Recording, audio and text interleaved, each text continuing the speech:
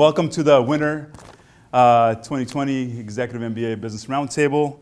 Today we're going to discuss the global impact of Bitcoin, cryptocurrencies, and also blockchain, the technology all this is built on. To give you a little background, one of my favorite parts of this whole program is to learn from the faculty, but also from all of you. And we have great discussions in class, during group sessions, during lunches, but time is always short, so we can't always continue that dialogue. So my goal was, how can we take that conversation and bring it outside?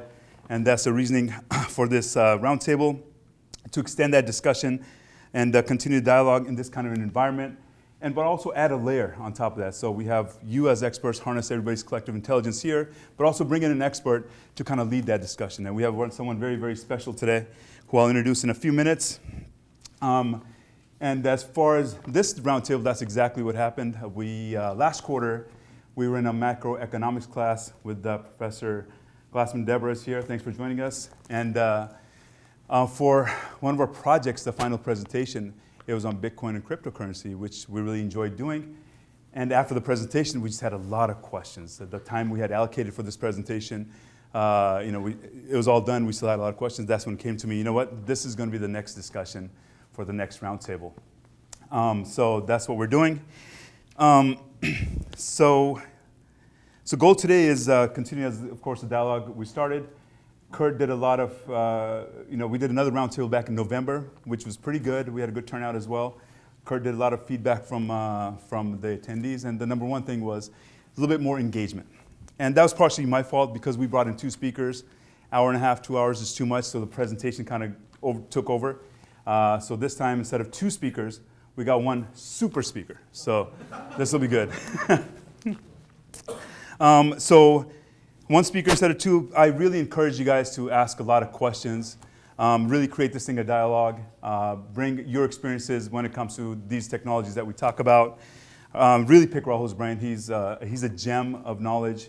He has a lot of, he's well known in the industry. He's a local hero. So please pick his brain so we can take a lot away for all of us. Before I turn over the podium to Rahul, what I'm going to do is take a few seconds, do a presentation, which was for Deborah's class, kind of give you a background what this whole thing is all, today's discussion is all about. And this is also to kind of do as a refresher for everyone as well. So it'll kind of bring back memories. Again, that engaging part, the component of questions, asking, making comments, sharing your experiences.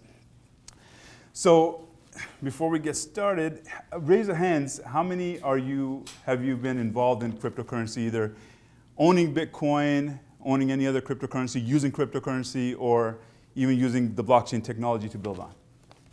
Okay, we got 2 hands there. Great, okay. Perfect, so I'll just do a quick background of what Bitcoin is. It's a digital currency launched in 2009. It's the largest cryptocurrency out there. It's no physical component. It's a snippet of code used to buy and sell services online. It's just like cash and credit. It's created and held electronically, which means it enables to send payments between users passing without any central authority. So no banks or any payment gateways are involved. And each transaction is a public ledger, which anyone can see, which is all built on this technology we call blockchain. So how does one get Bitcoin? Can anybody share that? Does anyone? How do you get a Bitcoin? Roy. You just use like a broker. I use Coinbase. Yeah. Kind of like buying stock, but use Coinbase, and they have access to exchange. You just buy the securities. There you go. Buy Bitcoin. There's one. You could mine it. There you go. That's the other. A lot of computing power. Yeah. And a lot of electricity. Yeah, absolutely. And the third one is you can sell something and get Bitcoin as payment. It's funny, in Craigslist, there was always that option. Would you accept Bitcoin? And I always do. And hoping that I sell my sofa for Bitcoin, but it hasn't happened yet, so we'll see. So next, let's talk about some similarities and differences between cryptocurrency and cash. So number one, it's like traditional currencies, it fluctuates. Cryptocurrency fluctuates a lot over time. It's also transacted through technologies like e-wallets and online exchanges. It's fungible, which means each value is equivalent to another in value, so they don't fluctuate too much there.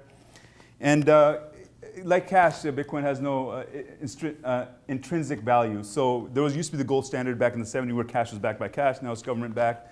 So there's no assets backing crypto, Bitcoin, as of right now. But it's the differences that create it's such a contentious and a hot topic. So it's decentralized, number one, which means no government authorities like central banks have any control over it. Then it's unlike traditional currency, there's no physical thing of Bitcoin, right? So I can't give you a Bitcoin, it's all digital. And pseudonymity, so you don't know who uses it when you transfer something. It's all anonymous. And like gold, unlike cash, which you can keep printing, I think you brought up in class, you can print as much cash as you want. Bitcoin is limited to 21 million. A lot of this is already lost. By 2040, I think, we'll be out of Bitcoin. So it is a scarce resource similar to gold. Valuation. So how is Bitcoin valued? So one of the biggest factors is speculation. It's all about he say, she say, what's in the news. Media hype is a big driver. Good news drives the price up. Bad news drives the price down. Political uncertainty is always going to play a role. Brexit happened. So a lot of people use Bitcoin or other cryptocurrencies to hedge against local currencies and against inflation. So Brexit created some uncertainty. People put a lot of money into Bitcoin and cryptocurrency. Regulatory moves will always play a role as well. So when it was announced in Japan that Bitcoin will be a legal tender, price shot way up. I think it was 160% in 2 months. And when China said they're going to close all Bitcoin exchanges, price went down. It shot down 30% in 24 hours. So a lot of play. Of course, then competition will always play a role. New currencies are popping up, and Ripple, Ethereum, so that'll always play a role as well. And mining, somebody mentioned as well. So my favorite part of this whole thing is what's the larger macro impact? And this is where what we focused on for Deborah's class is, currently Bitcoin and cryptocurrency make up less than 1% of the entire money supply out there. So very small role, so no instant macro impact. But what central banks and governments are really concerned about is the potential of Bitcoin and cryptocurrency. So one example I love is Facebook. As we all know, Facebook is an online community of about 2 billion people. And recently Facebook launched their own marketplace, right? So where you can buy and sell and serve goods and services, users can, and for local currency. And right now, Facebook is also in the process of launching Libra, which is their own currency. So if this goes through, imagine 2 billion people using this currency, and that's going to have a huge impact on volume of commerce and long-term impact on banking and also on the local currency. So that's what a lot of the governments and central banks are really, really concerned about. Another one is the impact in developing countries. So if you look at countries like the Philippines, where most people don't have bank accounts, but guess what they do have? Our cell phones. And so this makes turning digital agency currency easy by downloading an app and being able to exchange goods back and forth. And countries like the Philippines, a lot of the nationals work abroad and they send money back. And the current model right now is sending money back. You gotta use Western Union, which is, it's just a hassle, charges up to 20% in costs. And also, you gotta do the whole legwork.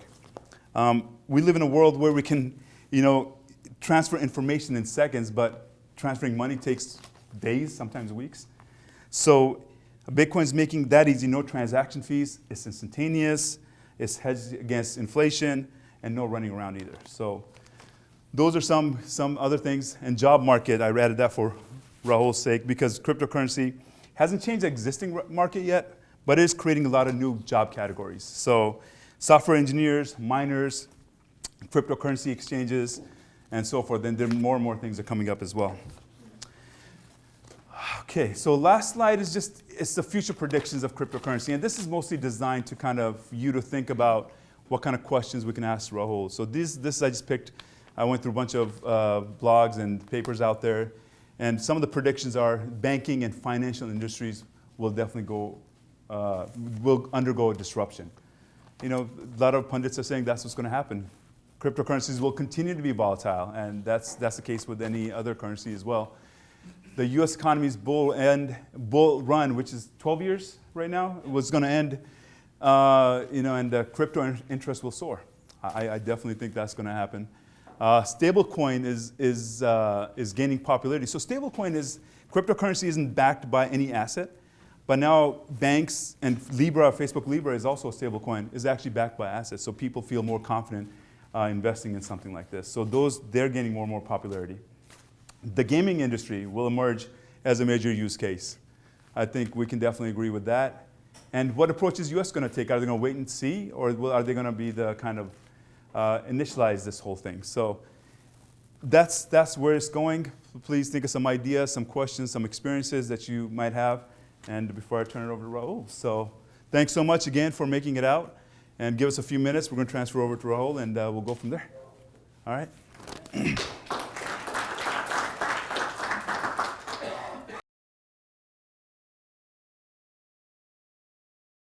How many of you have not touched Bitcoin before? Bitcoin specifically. Okay, good. So what's interesting about Bitcoin is, I can move, I don't know, as much as I want. So I could transfer $1 million, $1 billion, $100,000, $10,000, $10 to anybody, very quickly. But I think what's really cool about Bitcoin that makes it wildly different from anything else is I can have it on my phone, and I can wipe my phone out completely, and I have 12 words on a piece of paper. And those 12 words, in that order, when you recover a wallet, it will recover your wallet to any device, anywhere. So in other words, if I have like $25 million in a Bitcoin wallet, and I break that phone, I have those 12 words, and I can keep them in my head, which would be stupid because I'd probably forget the order and that sort of thing. Or I could just write them on a piece of paper and put them in a safe somewhere. And that's what makes Bitcoin just unbelievable. There's nothing like it out there, and other than other cryptocurrencies. But that's neither here nor there. So as Manpreet was saying, I started a company many years ago in the gaming business. Gaming meaning video gaming. I've been a gamer all my life, and I play games every day. I was playing games up until I got here. I sold that company to HP many years ago, and then I moved to Seattle with my family to start Microsoft Ventures. When I was at Microsoft, we started to look at the esports market. Has anyone not heard of esports? Or who has heard of esports? Wow, that's unreal. Because if I had come to a room like this, say, a year or two ago, there would be like 2-3 people that would have heard about it. Esports is ridiculous. It's the fastest growing sport in the world.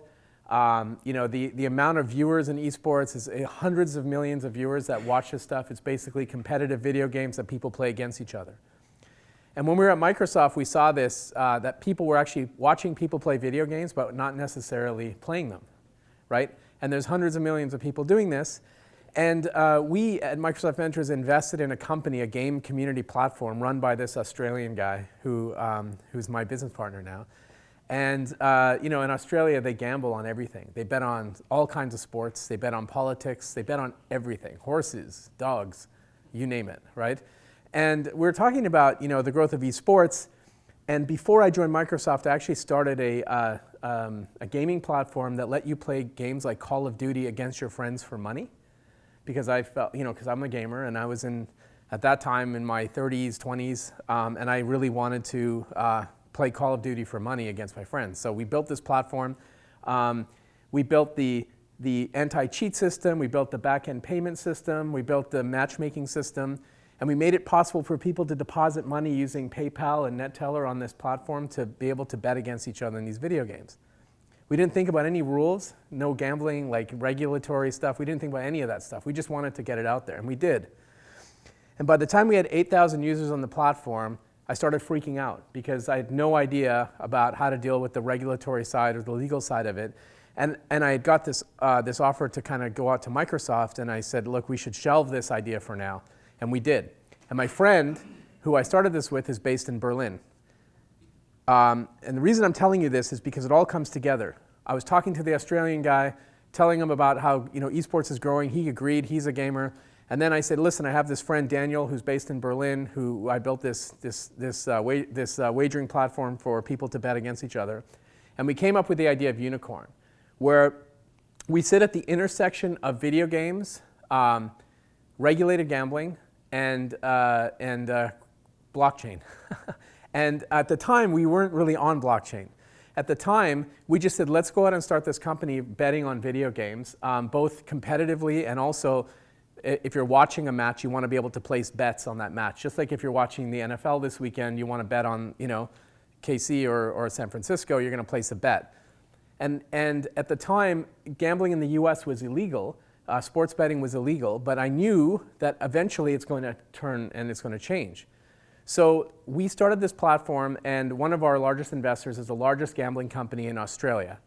And they invested in us early, and they helped us get our licenses. And we're now a standalone platform with our own license. We have an own international gaming license, and we're operational in about 43 countries, including much of the US. 41 states in the US operates the skill betting version of our platform. So what I'm trying to show you is there's two different types of gambling, or really three. And not that I want to teach you about gambling in your school, but I think it's important that you know that this is a real business. There's sportsbook betting, which is where you watch people play sports, or you watch people place an event and you place a bet on the outcome of someone else. And then there's skill betting, where you play a game of Fortnite and you bet on yourself in Fortnite. Neither of these things you can do in Washington State, but you can do it in other places. And so, so the idea that you have skill betting and sports betting, and then you have casino gambling, right, where you walk into a casino and you place bets on casino games. Those are really the three different types of gambling. What we did was we created this thing called U-Mode, where people could bet on themselves in video games without having to bet against someone else. So we basically give you odds on your chances of doing certain things in the game, and then you bet on yourself in those matches. So for example, if you think you're going to get a solo victory royale in Fortnite, you get 12 times your money if you win.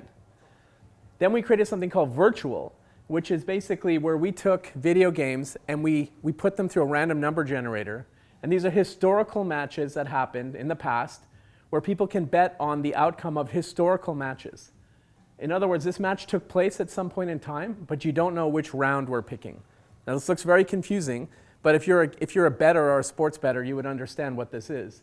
And basically, these people can bet 24 hours a day, 7 days a week on historical video games that happened in the past. This is super popular in Asia and other places around the world. And then we created something called streamer betting, where you can watch your favorite streamers like Ninja on Twitch or Mixer, and you can actually bet on him while he's playing the game live. And we did this. This uses computer vision technology. It uses AI trading bots and predictive analytics to come up with these odds. All of this technology is stuff that we built. It's exclusive to us, and we built this because we believe that we're building the future of betting entertainment. And the big challenge we had was in 2016. We were about to get our license from the Isle of Man. And we needed to open up bank accounts across Europe. And so being in the gambling business, opening up a bank account is very hard, very hard. Especially even getting a license, an international gaming license is a nightmare. And so we put a call out to our investors and said, do you have any introductions to banks that we can get access to? And Mark Cuban, who's one of our most vocal investors, emailed me within 2 minutes and said, you need to start building on blockchain right away. And we had already created this coin economy. We had already created a token where people could sort of earn them on the platform and use them for prizes and play bet with them. And he said, if you build on blockchain, because you're in a highly regulated business, you have transparency, you can build high-speed transactions, and you don't have to worry about dealing with banks. So we started looking at it, and it really made sense for us to build our platform on a blockchain-based wallet system. And so, I don't need to show you this video of this guy betting, but basically I do want to show you this video actually real quick. This guy is using U-Mode and he's betting on himself. And the idea here is that we're showing a streamer who has an audience and his kind of reaction and his visceral reaction to it. And the reason we're doing this is because this actually improved his gameplay. And I'm here to show you guys how to use their U-Mode service. His name is George. I placed a bet on my game, right? So this is a bet that I have to get to top 10 in Fortnite with 1 kill to multiply my earnings. Let's go, baby! Woo! I'm on the edge of my seat because of this emote stuff. I'm out here sweating, bro. Sweating. There's like, a few thousand people watching him do this while he's doing this online. And this is really the new economy. Like, this is like a new area of entertainment that many of you have not even sort of thought about or fathomed that, wow, people actually watch other people play video games and now you can bet on them. I mean, it sounds insane, but it really is kind of interesting. And so besides the wallet that we built, we started to think about other use cases for blockchain technology. Horse racing is massive in Australia and the UK and Asia and Middle East. It's really big, okay? People own horses, they buy horses, they trade horses, they breed them, and they race them. And horse racing is how we were inspired by creating virtual esports. We thought about what does the future of virtual horses look like? If you walk into a betting place in Europe, like in the UK, and you walk into like a William Hill or something, you'll see these horse terminals where there may not be a horse race going on, but it's an animated horses that people are betting on 24 hours a day. Because horse racing doesn't have 24 hours worth of events, but they have people that like to bet on horses all the time. So they bet on these cartoon horses, which is complete garbage. It's not even fun. So, and these are like 60-year-olds that are betting on this stuff, right? So we thought, how do we make this from a 60-year-old down to a 26-year-old and make it more exciting? And this is where blockchain came in. We decided to create these horses on blockchain, and these are like tokenized collectibles, basically. They're digital horses that have unique properties. They have sort of unique attributes, unique bloodlines. And what's cool about them is, some of them are super limited. You can actually trade these horses online. You can breed them, and you can buy them, just like you can with Bitcoin, but they're actual horses. And there's a limited number of different types of horses. This is sort of the vision. And our COO, who used to be the COO of Tabcorp in Australia, was also on the board, the racing board in Australia as well. And he had a vision to create a horse race across the Sydney Harbour Bridge. But for many reasons, you can't have a horse race across the Sydney Harbour Bridge, just like you can't have a horse race across the Las Vegas Strip. But we started to build this concept of these horses, these tradables, and then we said, why don't we make it so you can race across the Sydney Harbour Bridge or the Las Vegas Strip, or we could have a race around this table here, just a pickup game between our horses. And we did that. And so we're going to run our first race this year, or actually early this year. We're probably going to run 3 or 4 races this year. But basically, if you're a horse owner, which you can be a horse owner anywhere, whether you're in India or Washington State, you can buy a horse. And if your horse gets nominated to be in a race, and it has, the chances of winning, like some of the horses have better bloodlines, so their chances are higher. And your horse wins a race, you win prize money. But imagine now, these horses are racing all over the world, and now you got people on Twitch watching the horse races and betting on them as well. So not only are you as a horse owner, betting entering in horse races and potentially winning prize money, but you have people betting on your horses. And I know it sounds like you've got to be on serious drugs to come up with something like this. And it really is fascinating that we're able to do this, but blockchain allows us to do it. And we have this idea where we start to apply brands to it. Like imagine if you had limited Rolls-Royce horses or stuff like that. How many people in the Middle East would buy this stuff? How many of you are from the Middle East? None? Oh, there too? Okay. How many would buy this? Let's say if it was even camel racing or horse racing, what do you think? Probably a fair amount of people. Yeah, exactly. And so like if we had a limited run of horses, we think we could start a billionaires club and create like gold and silver type horses. And it kind of looks like, we're creating this sort of revolution in sports betting. Unikrn is essentially the future of sports betting. Our core business is creating betting on esports. The horse racing thing is something that we're sort of bringing on the side, and we're going to create these races. And it'll look like this when it's done, something like this. Buzz around today's Group 1 with the star attraction Satoshi, expected to take the largest prize pool in racing history. They're on their starters' orders, and they're out of the gates. Excitement mounting. What a race this is going to be. And here comes Satoshi scorching past Uncharted and shoots to the outside. What a race there was. I mean, that's just built in Unity, but essentially, we're turning it into a game, but it's not really a game where you play, it's a game where you bet. Anyways, that's sort of the gist of the presentation, and now I'd like to talk to you about, Bitcoin, blockchain, cryptocurrency, how this all works. If you have any questions, go ahead. Yeah. Sorry, go ahead. So you explained how using Bitcoin opened the door for you when you were facing that necessity to open a bank account in Europe. If I've noticed, there's also been some regulation around that coming through. Has that limited you? It's made it very hard for us in the US in particular. So back in 2015, we created something called the Unicoin. And the Unicoin is a coin that people earn when they connect their favorite video games to a Unicorn platform. So for example, if you play Fortnite, you can connect your Fortnite account to the Unicorn platform and you can start earning these coins, right? And then when you earn them, you can use them to bet with because they weren't transferable, they couldn't be bought or sold, and you couldn't really do anything with them other than participate in jackpots and bet with them. So the idea was that we had all these people from around the world that wanted to participate on the Unicorn platform but couldn't because we weren't, you can't do gambling in the US at that time, for example, right? Or you can't gamble in India, right? So we created these coins that people could earn. And then in 2017, with the way blockchain and cryptocurrency was going, we took the Unicoin and we created a gold version of it called Unicoin Gold, which is a cryptocurrency, which can be bought or sold or transferred.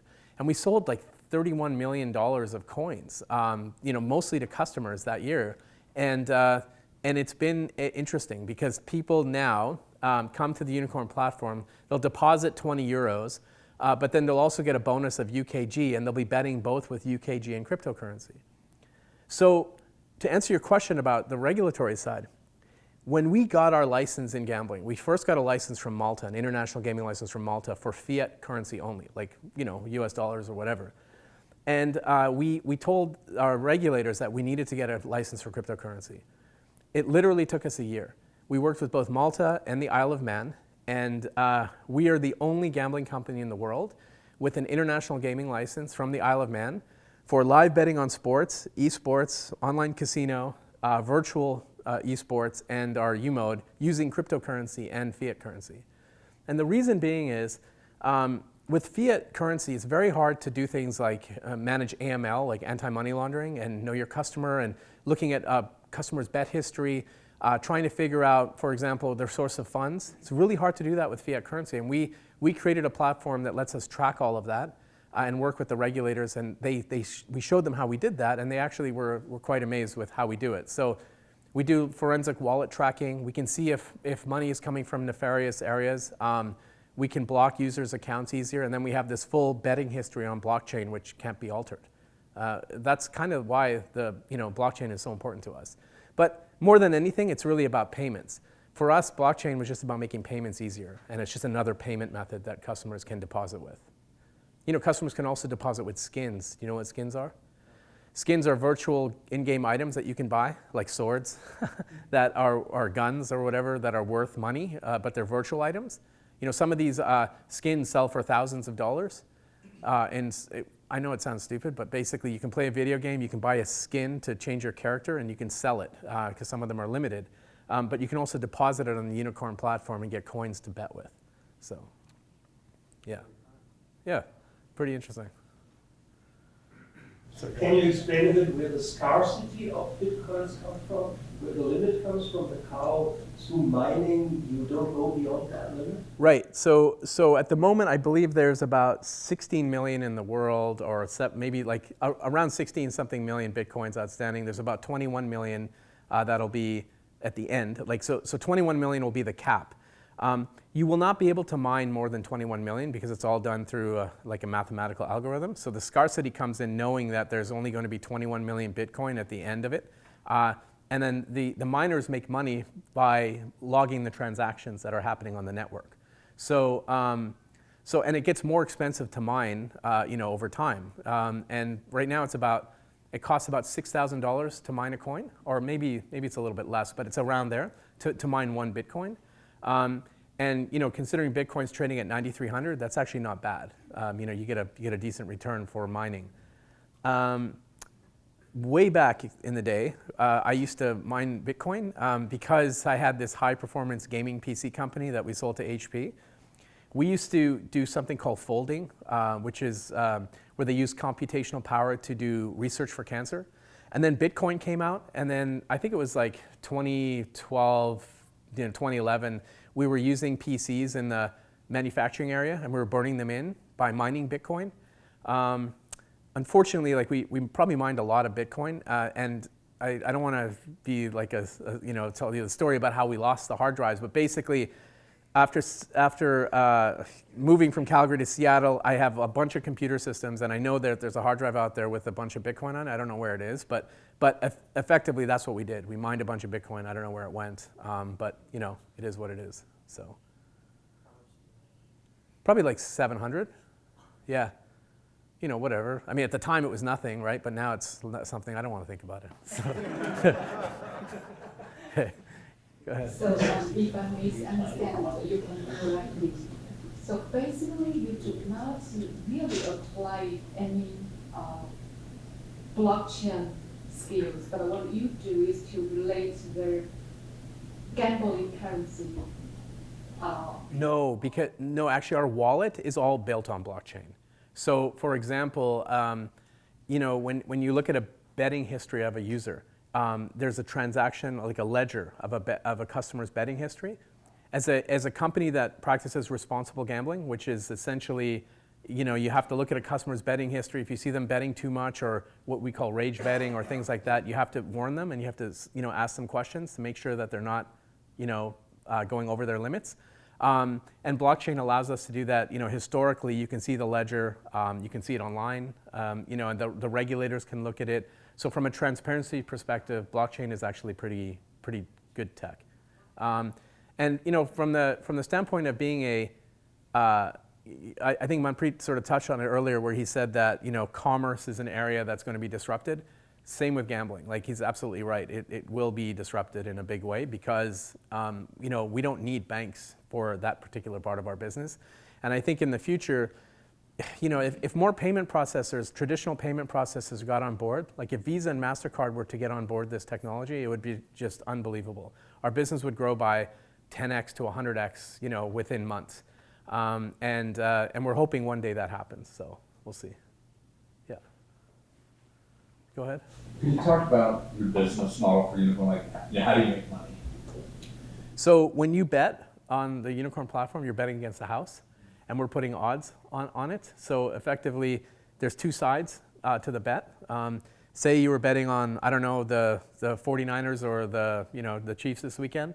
There's going to be betting action on both sides, and we have about a 6% margin between them. So you might bet on one team, and he might bet on the other team. At the end of the day, it doesn't matter to us who wins, because we're just going to make money regardless. That's how we make money. Is it a commission, like a commission? No, it's not a commission. It's not a VIG. It's you're betting against the house. So if you're betting against us, that if you bet on the 49ers and the 49ers win, we lose money and we give it to you. But if I play A, probably I will gambling with player B instead of you. Oh, I see what you're saying. So no, you're betting against Unikrn all the time. Yeah. Yes. What do you think is the major blocker to widespread adoption, say for instance, Visa and MasterCard? Why it's taking so long to get on board? Well, I think the biggest blocker is traditional finance is, the governments don't want to be disrupted by it. They're scared about it. It's funny, I went to a tech event recently, and I met the CEO of the Bill and Melinda Gates Foundation, Sue Henningman, when before she retired.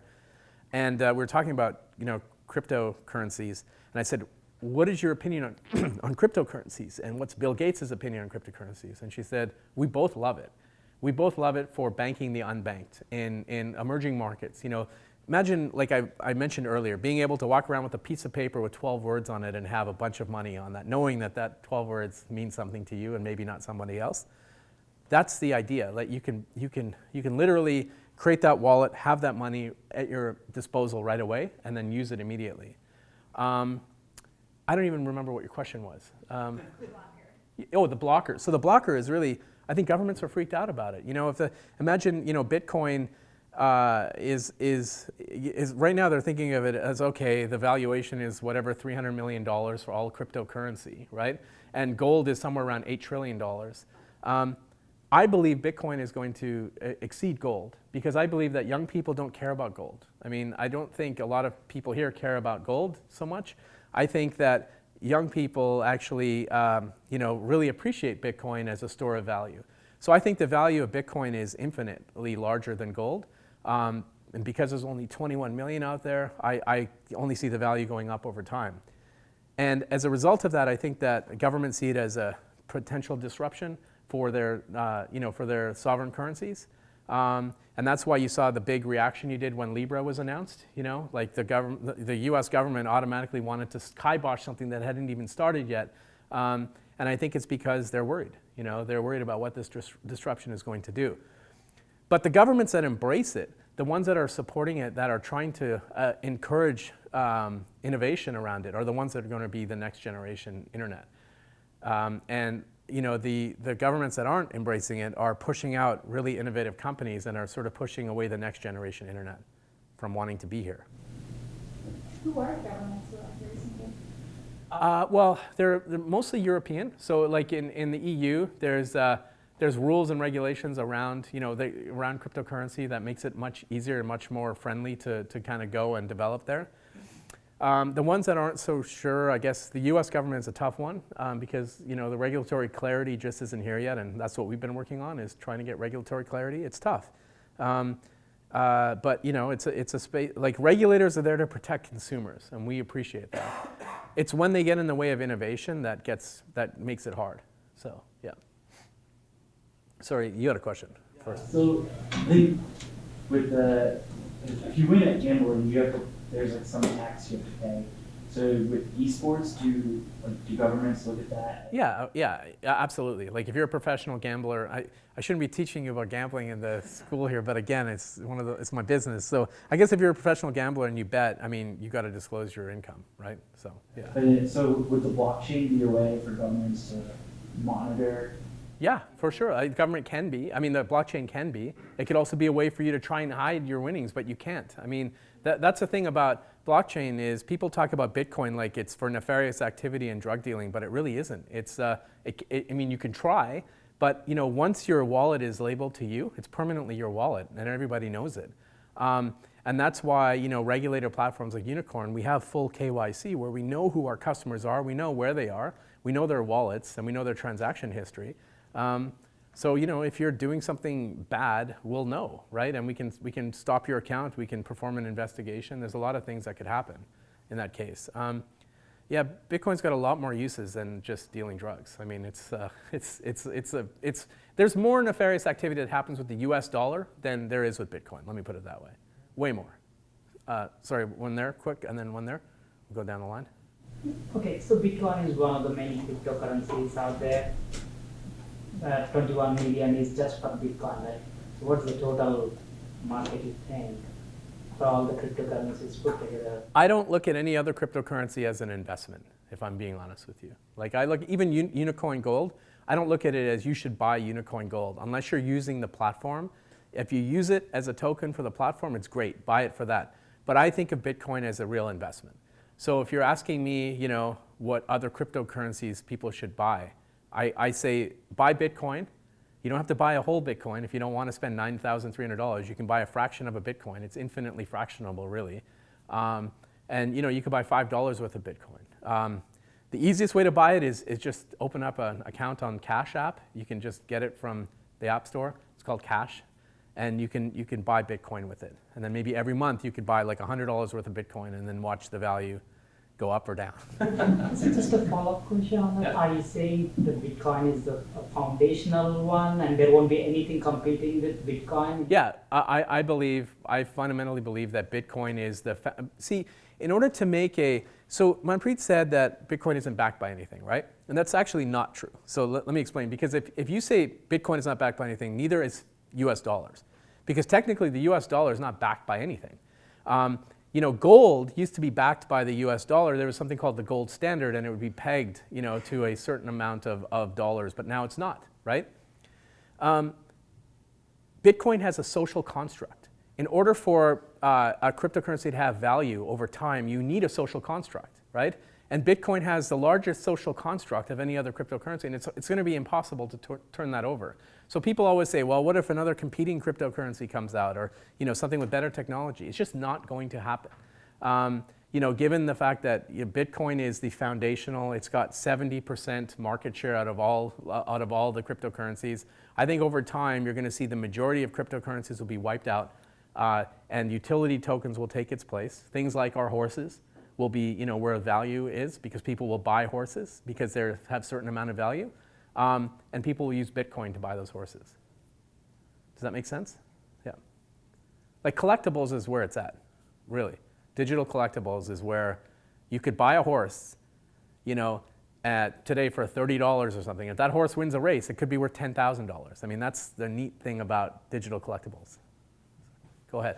And so my question was on kind of limitations of the scale as well. So if there's a limited amount, I guess, how does that affect your business and other businesses on cryptocurrency and governments and Visa? So if there's a limited amount, it doesn't matter because it's infinitely fractional. So you can buy like a fraction of you can still buy $5 worth of Bitcoin 10 years from now. Even if the 21 million is all sold out and Bitcoin is trading at, say, 500,000 per coin, you can still buy $5 worth of Bitcoin.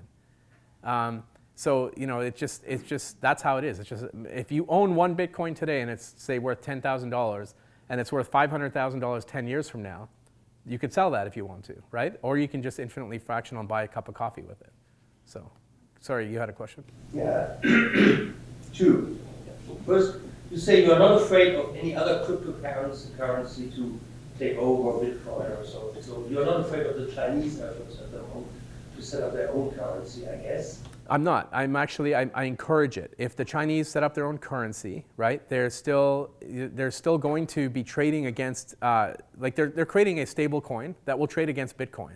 So if you go to an exchange that happens to support that Chinese currency, Bitcoin is still going to be on that exchange. It's just like gold. Like, should gold be afraid if a new metal comes out? If Mars, gets explored and they find this new unobtainium, should gold be scared? No, of course not, because people will buy unobtainium.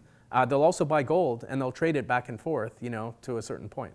So I think it's actually good if China builds their own cryptocurrency. And another one we see at the moment that the digital services on the taxation of digital services, which are discussed at the OECD at the moment. And when it comes to bets with Bitcoins, I understand there will be no taxation on that, I guess. Or is there? No, there will be taxation on Bitcoin. There is because taxation. normally when gambling, in Europe at least, the state is sitting at the table and collecting taxes to the gambling. Yeah, that's why many casinos are. No, we still pay taxes on our earnings. No, is that maybe a reason why governments are a bit conservative on that? I don't believe that's the reason. I believe the reason is that governments are worried about disruption of their sovereign currency. Yeah. Yes, go ahead. Two questions. First of all, what is it about Bitcoin that makes it so resilient in comparison to other digital currencies? Well, I mean, it's really simple. The white paper for Bitcoin is like a one-pager. You should all read it. Make a point of reading that for your next class or whatever, because it's so worth it just to read the thought process that went behind this very short white paper, and understand that it took time for it to get where it is. I mean, back then it was trading for pennies, right? And people just thought, whatever. But a movement was created. It's kind of started on like Reddit, for example. People were talking about it and people were trading it and that sort of thing, and on behind the scenes and closed forums and whatnot. But a social construct was created over the years. And now Bitcoin is used to transact very large purchases. You can buy real estate with it. You can buy cars with it. You can do all sorts of things with it. And I can't think of another currency where I could transfer, say, $1 million in literally minutes for less than $1 in cost. Like it really is cheap to transact with, and it happens very quickly. What makes it different than the others? Is it time and market? I think it's simplicity, it's social construct, it's the fact that they've got an infrastructure of miners already in place, that people are using it kind of every day to transact with. It's a sort of a bunch of things. It's time. So I guess, yeah, time to market is probably one of the biggest things. Because there's people who fork Bitcoin all the time, like Bitcoin Cash is a fork, Bitcoin Diamond is a fork. Nobody really cares about the forks, to be honest. Like they'll come out and say why theirs is better and how come it's better than Bitcoin, but nobody really is, at least right now, no one in the crypto space really is going to say, I'm going to trade in all my Bitcoin for Bitcoin Diamond. Like they just want Bitcoin because it's the core currency that they use to get there in the first place. So yeah. Sorry. Let's say like hypothetically there's no more like reserve currencies in the world, right? Just everybody's on Bitcoin. And then what happens like if there's a recession, like right now the Federal Reserve will like print, right? Like $2 trillion just to get money in circulation and get the economy flowing again. But there's a finite amount of Bitcoin. Then what do you do in a situation like that? So that won't happen. So there's not going to be a world where sovereign currencies start to use Bitcoin and they forget about their sovereign currency, right? There's always going to be sovereign currency because only with the sovereign currency can you create can you be in a deflationary market, for example. If you look at the value of the dollar over the years, the chart is insanely scary. Like it's down the whole time, right? The value of a dollar, if you had a dollar in 1970, right? The value of that dollar and what you could buy in 1970 versus what you can buy now is diminishing. Versus the value of Bitcoin, if you had a Bitcoin in, say, 2009, 2010, the value of Bitcoin continues to go up. I think Bitcoin is like the only sort of investment or whatever currency that you can use in a bear market like that, where you want to buy something that can survive in a deflationary economy. That's why I think having just a little bit of it, like 5% of your portfolio, is probably important. Do you think there'll always be enough in float to buy? Yeah, no, there always is in float because, like I said, there's only 21 million, but it's infinitely fractional. So I'll still be able to buy a cup of Starbucks with it 10 years from now, right? Yep. I mean, it might be, instead of like 0.0001, it might be 0.000001 or whatever, right? But that's what it is. Yeah. How do you, I guess this gets into intellectual property, which is what I guess some of the experiences you sell are, but so like, how do you think around valuing really the intangible, and how do you see that developing as we go forward? Yeah, so as a business, I think of it's very important to have core technology. Have you heard of DraftKings? So DraftKings is like a fantasy betting platform based in the US. They just recently announced that they're going public and they're acquiring they're merging with another business called SB Tech. And they're going public at a $3.2 billion valuation. Prior to the merger with SB Tech, DraftKings really had nothing novel about their technology. They just had a big brand and they have a bunch of users around the US, but they needed to acquire SB Tech to have their own back-end technology. I think what we're building with our technology sets us apart from everybody else. I think we're kind of setting us up for a future kind of acquisition. We just got to get there, and it's going to take time, but I think it's really important to build IP around a company like this. Yes? Oh, sorry. I saw your hand. Pseudonymity. So you said that it's track, but on the other hand, we also talk about a lot of anonymity. Sure. So the anonymity comes in where if you were to just open up your phone right now and download a wallet like, I don't know, Jax or Trust Wallet. If you download that app right now, you can set up your own wallet tonight and just get the idea of what the 12 words I'm talking about is. Just understand what that is. And once you get that, you can create your own wallet, and you don't have to say who it is. You don't have to register your name or anything like that. That's the anonymous part. Where it becomes not anonymous is when you use that wallet to buy Bitcoin with, because depending on where you buy it from. If you buy it from some guy on the street, then sure, you could pay him cash and he can give you, your Bitcoin like electronically. That's still anonymous, except where did this guy get the Bitcoin from, right? And so like eventually it gets kind of known. If you're a miner, the source of funds is your mining, and that's your business, and that's what you do. But the reality is anonymity is only there as long as you want it to be. So yeah, yep. Oh, so go ahead. Oh, sorry, you had a question. Do you feel like, as a cryptocurrency, a marketplace for it, and other digital tokens, and using blockchain, there are certain aspects of that that are probably more secure than taking a physical payment, credit card, or bank account. on an e-commerce website.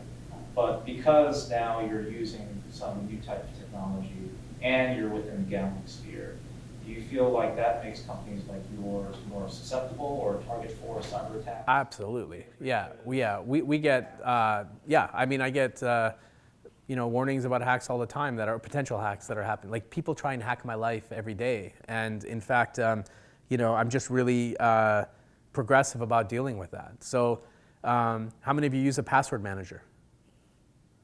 Now that's scary. Everybody in this room should use a password manager when I leave here. Like, I'm not kidding you. Because if you don't, and you use the same kind of password or the same sequence, or let's say you use a swear word with a certain number of numbers afterwards and a couple of exclamation points or something, people are going to get it eventually.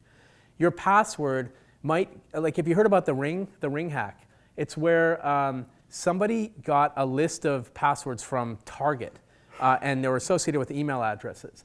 And then they tried all of those on a bunch of places, like Ring and things like that. And that's how Ring got hacked into in the first place. Password management is the most important thing you could possibly do in your life. And it's like, there's a program called 1Password that I recommend. It's really great. You can create a random password for everything that you do. So I have a random password. I have like 300 passwords. They're all random, and they're all, everything is different. My Facebook password is different. My Instagram password is different. They're all different. And then I use 2FA. Does anyone know what 2FA is? It's called two-factor authentication, where you use a program like Microsoft Authenticator or Google Authenticator to then, if I log into Facebook, it says, check your 2FA and give me the 6 numbers, right? And then I type in those 6 numbers. You need that in your life today because there's too many bad people out there that are hacking people and stealing your information. I got my kids on it. My youngest kid is 13 years old, and he uses 2FA and 1Password on everything. I think it's important. Everyone should do that. Or get hacked. Yes? I watched your TED Talk today, which was really good. Thanks. But at the end, you paint a vision of the future. Yes. Yes. You talk about a scenario where, I think at the beginning you had the slide of esports right below NFL as far as viewership, and a future where people are betting on a scenario like Ready Player One. It's a VR environment where there's live action happening in a virtual space, and to me that makes total sense, and I could see that being something that surpasses football, the Super Bowl. When do you think that happens? I think it's happening now. There's the closest thing I can give you is a place called Virtual Sports in South Seattle. It's like laser tag for adults. I used to take my team there for team building. You could probably do the same, just go there with some friends. When you walk in right now, they put a vest on you and you have an articulating weapon. I know it sounds horrible in the days of, like mass shootings and stuff. It's crazy that we're living through this and we're so desensitized by it. But, video games are video games. And I've been a gamer all my life, and I believe video games don't cause that type of behavior. But that being said, you walk in, you strap on this vest, and it's got sensors on it, and then you have a headband with sensors, and then you have this articulating weapon that you run around and you play laser tag, right? Now imagine the future where you walk into a warehouse and you wear the same type of sensors and you have the same articulating weapon, but now you're wearing augmented reality glasses. And now you're dropped into a map of Fortnite, and you're running around and you're playing Fortnite with your friends or people you don't know, and you have a bunch of people watching and they're betting on the action. That's the future of sports entertainment. As much as you hate to hear that, like I know a lot of you are sports fans here, like Ravs and Manpreet, I know for sure love sports. This is what's happening, right? Like regular sports are becoming less relevant. Just to give you some numbers, the median age of a Major League Baseball fan is something like 60 years old now. The median age of a PGA Tour fan, golf fan, is about 79 years old. So you can imagine, like every day a Major League Baseball fan and a PGA Tour fan has a heart attack, and there's 4 esports fans that are born because esports starts at a much younger age. People start playing video games when they're 2 years old. And I'm in my mid-40s, and yes, I'm an anomaly because I'm still playing games, but I won't be an anomaly for long because the people that are younger than me will continue to play games, into their 40s and 50s. And that's just how the reality is. So. Other question? Go ahead. Is there a moral question that you face when you think about spreading gambling? Yeah, so absolutely. That's the reason I started the company. So I told you earlier about skins, right? And skins are basically video items that you can buy in video games that have real money, real value to them. And there's a company in Bellevue called Valve. I don't know if you've heard of them, but they're at least a $10 billion company. And they make a video game called CSGO, super popular. You can connect, you know how you connect your Facebook account to places where it says, sign up here, use your Facebook account. You could connect your Valve account, your Steam account, to illegal gambling sites around Europe, and you could bet your skins. You could play dice, you could play all kinds of cards. It'd take you 10 seconds, and you don't have to be 18 or over. You don't use ID or anything, you just do it. And there were 13-year-olds, 12-year-olds losing all their skins on these stupid dice games, and they were getting sucked in. And believe it or not, in 2016, this was like a $1.5 to $2 billion industry, and it was projected to be a $7 billion industry by 2017. It was the largest underage gambling ring in the history of gambling, ever. And my son, we have a neighbor friend down the street, his dad worked at Microsoft as well. This kid lost $1,300, and my son at the time was like 10 or something. And he said, Dad, Jack lost, I shouldn't even say the name, but he lost $1,300 betting skins. And I'm like, what is this? And he showed it to me, and I was just like dumbfounded by how big it was getting. And so my moral, compass for this is, look, I know people bet. I know people like to bet on sports. And when you're over 18, over 19, depending on where you are, over 21, it's a part of culture. In Australia and Europe, it's a part of culture. In the US, it will be a part of culture. People will bet on sports, especially now that it's legal and it's regulated. For us, it's about knowing who the customer is, keeping kids off the platform, and just making sure that we're sort of like I don't want to say the white knights, because I don't like that. Sounds racist. But we're like the knights, the good knights of gambling, I guess you could say. And we're of esports betting, and we're making it legit. And that's why we exist. So, yeah. Other questions? Sorry, go ahead. So we're in Seattle, and we kind of have a reputation for being an entrepreneurial kind of place. Do you see advantages and disadvantages to Seattle as a place for startups and grow companies?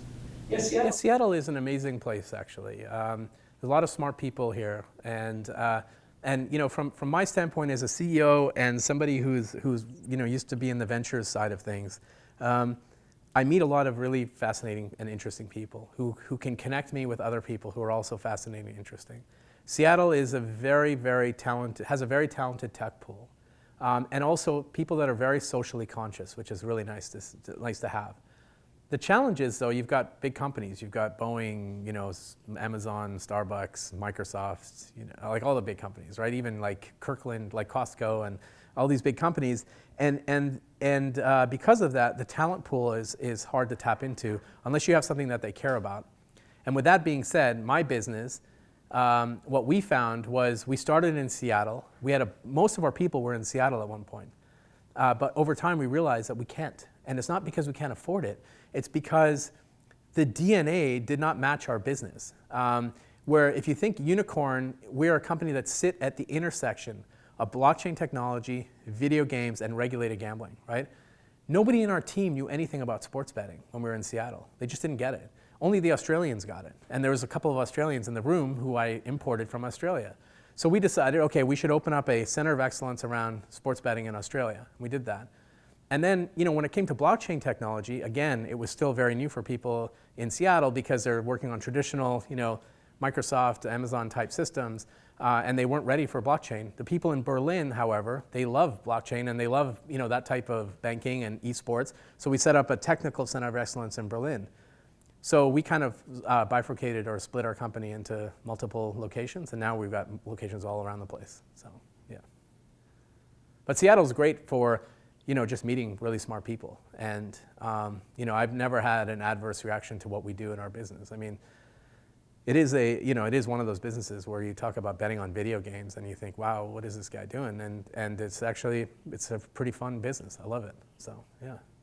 Go ahead. So I'm in healthcare, and there's a little piece of me that keeps dying every time we talk about people sitting and watching others virtually compete. Right. So I'm curious if you or others like you have thought about healthcare applications for this type of technology, like, you know, diet bet. We've all seen diet bet. Yeah. Bet on your weight loss. Are there incentives or any sort of way that this could be used, you know, for good? I will tell you that the majority of the best players in esports, the best in the world, are physically fit because if you're not physically fit, your mind isn't sharp and you don't have the twitch movements that you would need in some of these games. A little south, but it's true, right? And so let me just talk about sports in schools, like collegiate sports and things like that. Esports is becoming a big thing. There was, I wish I had the number. I think it was like $150 million in scholarships last year, and it's growing, right? The amount of scholarships globally is growing, but you're going to see really like top schools set up esports programs. UW has an esports program. They have an esports lounge at UW. I don't know if you've seen it, but it's beautiful. And they want to give scholarships out to top players of Dota and League of Legends and esports games because the highest performing people that play at those games are smart, like wicked smart. They are really great at working in teams. They're great collaborators. They're inspirational because you have to be in order to compete at that level. And they're just damn good at math. They're the ideal students. Yeah, I guess that's probably why like esports is so popular in South Korea because they're just so good at it. But you know, the bottom line is that universities want top students, and this is how they're going to attract top students. And in order to compete at the highest level, the teams have coaches. They have health coaches. They have people that are doing diet and fitness. They have people that are doing psychology. Like they have team psychologists on the team dealing with these kids that play at the highest levels. So it's there, believe it or not, it really is.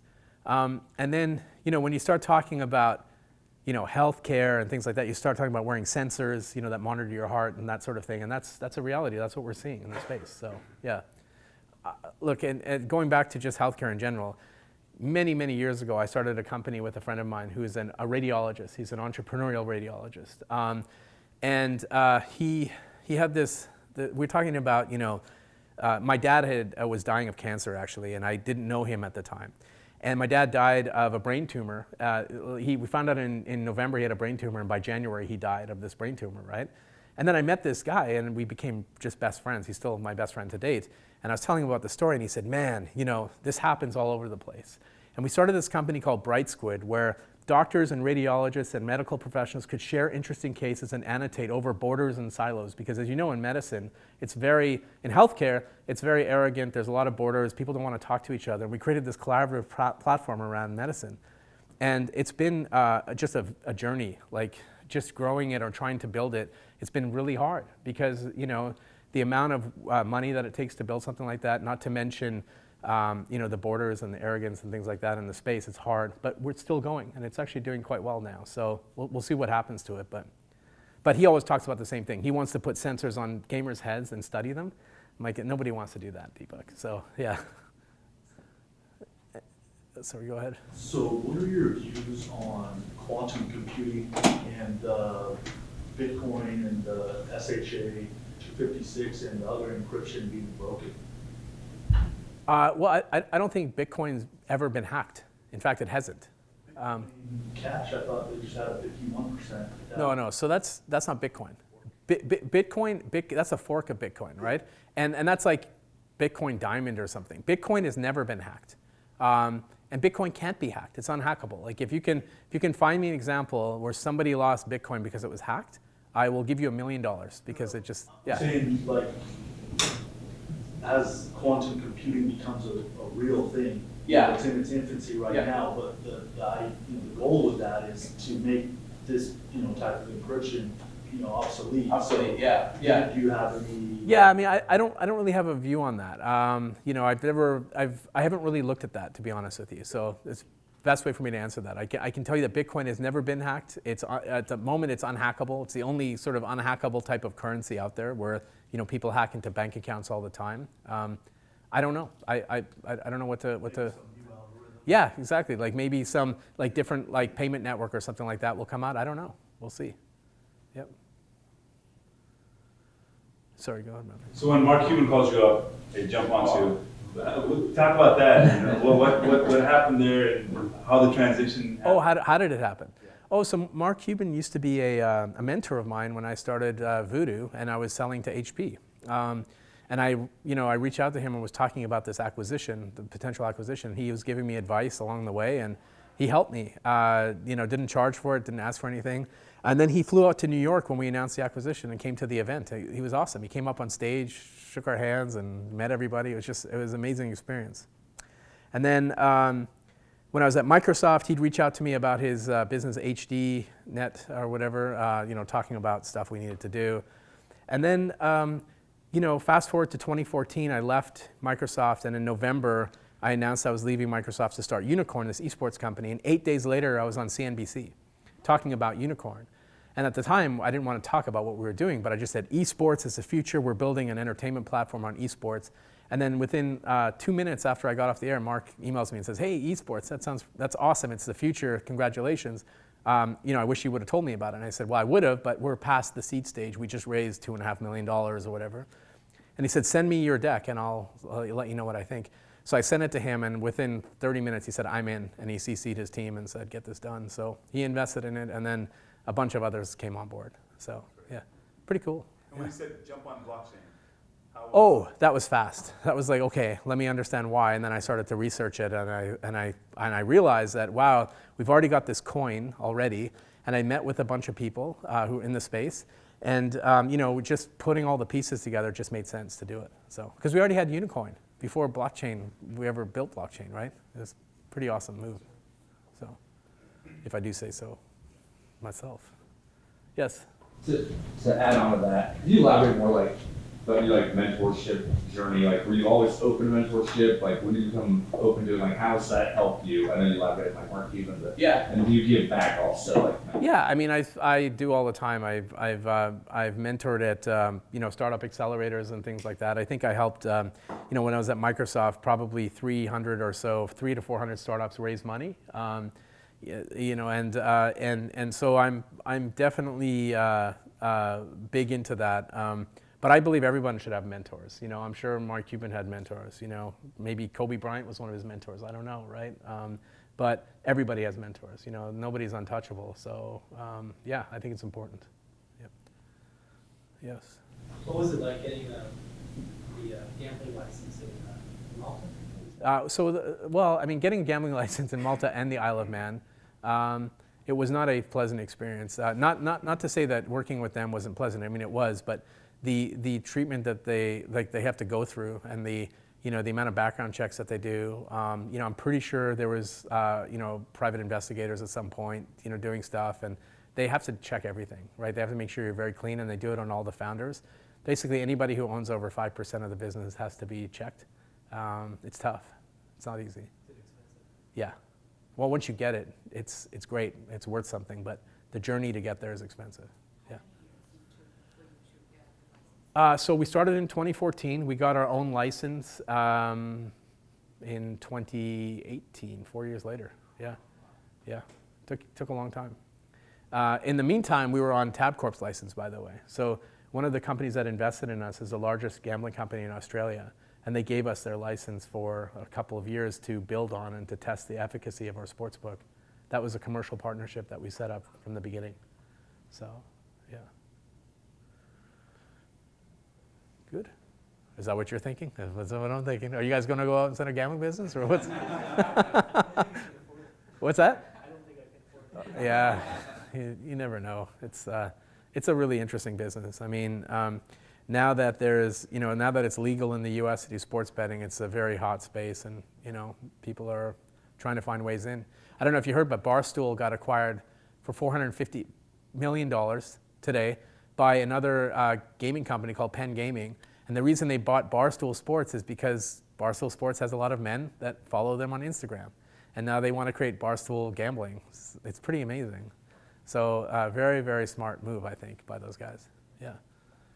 Yep. Great. So a lot of the currencies, Ethereum, Litecoin, they have a lot of technology that's backing smart contracts, things like that. Bitcoin doesn't. Bitcoin does. And so obviously there's a social awareness, social factor. Why don't you think? It's not that I don't think, by the way. I do think Ethereum has potential. Like Ethereum, I own a lot of Ethereum, and I use Ethereum is like Bitcoin, but you can have smart contracts associated with it. So, for example, in the future, not that long, right now actually, you'll be able to tokenize real estate and tokenize, stock and all of that sort of stuff. Where, for example, if I have a house, right, and let's say the house is worth $1 million. I could create 1 million shares of that house that are on Ethereum, and they're basically coins. And I'll say, hey, Manpreet, I just put my house on, whatever platform it is, and you can own 5% of my house. Just buy 5% of these tokens, right? And so he could buy 5%, for 50 grand, and then, over time, as real estate goes up, people could speculate on that. That's where it's going. Tokenized real estate or tokenized assets is a big deal, and that's built basically on Ethereum. So, so there's other coins out there that have certain functionality that's important, and I believe in that. But when you're talking specifically about an investment, that's where I say, to me, Bitcoin's an investment because there's a limited number of Bitcoin out there, and Ethereum, it's unlimited. So, yeah. Great. Ethereum is fiat based as well, right? Or it's not proof of work. Okay, I see what you're saying. So no, it's not proof of work, but it could be, eventually. So it's proof of stake is what you're asking, or proof of work. So basically, Ethereum is it's unlimited in the sense that you can build. Unicorn Gold is built on Ethereum, for example, right? When you think about scarcity, like when I talked about digital collectibles, like the horses. The horses have a limited number of horses. A certain type of bloodline might have a limited amount. That's scarcity. Those are still built on Ethereum, though. But the fact that they're horses and they're limited makes it valuable. I think the question is, would I go out and buy Ethereum as an investment? The answer is no. I don't think it's an investment. I think, yeah, you could buy some of it, but I think Bitcoin is more of an investable currency than Ethereum is. This is great. Thanks so much. A few questions before we close out. Sure. You gave us some good takeaways to read the white paper, which is on one page, download some apps. What are some books or other things that you recommend for us to kind of learn a little bit more about this technology, where we're going? Anything that you... Yeah, so I think if you're really interested in blockchain space, you should go to CoinDesk, probably every day and just read the news on what's happening. CoinDesk is great. I think read the Bitcoin white paper by Satoshi Nakamoto. Definitely download a wallet like Trust Wallet or Jax, and then maybe just buy a little bit of Bitcoin and try transferring it between friends just to see how it works. When you set up your wallet, you'll be guided through these steps, and one of those steps is, hey, we're about to show you 12 words. Don't take a screenshot of that and put it in your photos. That's like the biggest mistake that you do. Like, people do that. So actually, yeah, well, no, don't memorize it. Actually, if you really want to do this properly, you should download a password manager like 1Password, and in there you have this thing called Notes. You can actually cut and paste the 12 words and put it into Notes, and then just store it there in your 1Password. What 1Password is, in the most layman way possible, I can explain this to you, is you have to remember one password. And that password opens up your 1Password. And in there, you have a whole bunch of random passwords. I don't know what my Facebook password is. If somebody put a gun to my head and said, I need your bank password, I'd say, I don't know what it is. It's all stored in there. And then there's also notes in there, and there's a whole bunch of other stuff that you store in there. And it's stored with the 1Password that you remember. Now, if somebody puts a gun to your head and says, give me your 1Password password, then that's another story. So, at that point, you want to have a fail-safe and shut it down. But anyways, that's what it is. So, okay? And if we wanted to reach out to you, we have these discussions class. Twitter's the best way to get a hold of me. Yeah. Perfect. Yep. Thank you so much for your time. Great. Thank you.